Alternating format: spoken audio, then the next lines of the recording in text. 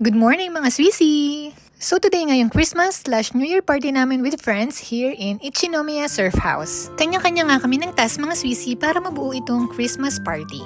Merong naka-assign sa pagluluto, pagbili ng mga pagkain, at isa akong mga Swissy sa naatasan para sa decorations. Grabe mga Swissy, sobrang nakakapagod palang mag-pump ng balloon. Kaya next year, bibili na talaga ako ng automatic air pump. So habang nagpe-prepare kami ng decorations mga Swissy, yung ibang mga friends ko naman ay naghahanda ng pagkain.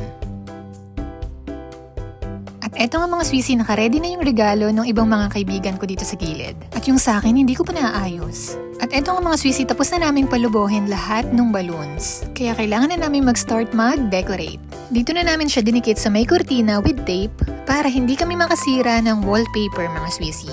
Grabe, imagine mga Swissy, sobrang dami naming tape na nagamit para dito. Mas mainam na yun kaysa magbayad kami ng bakbak sa wallpaper.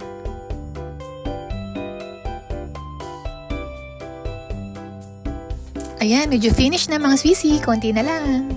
At tapos na rin maghanda ng pagkain yung mga friends ko. Sobrang dami naming pagkain mga Swissy at sobrang sasarap. Nagutom tuloy ako. And it's Christmas party time! So mga Swissy, yung theme ng Christmas and New Year party namin is your favorite movie character.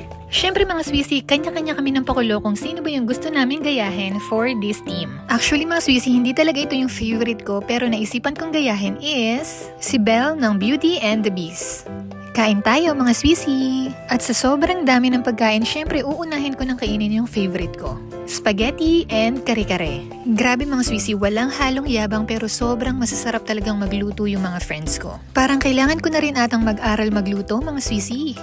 Pagkatapos namin kumain mga Swissy, syempre hindi mawawala ang gift giving. Grabe, sobrang dami kong natanggap na regalo mga Swissy. Imagine, lahat yan bibigyan ka ng tigi-tigisa. Lahat naman ay super happy sa mga regalo na natanggap nila. After ng Christmas party namin mga Swissy, nagbanding muna kaming girls. Imagine, sobrang tagal na naming magkakasama mga Swissy.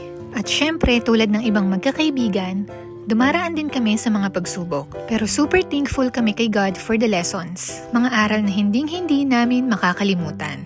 Cheers mga Swissy to choosing to love each other again this 2026.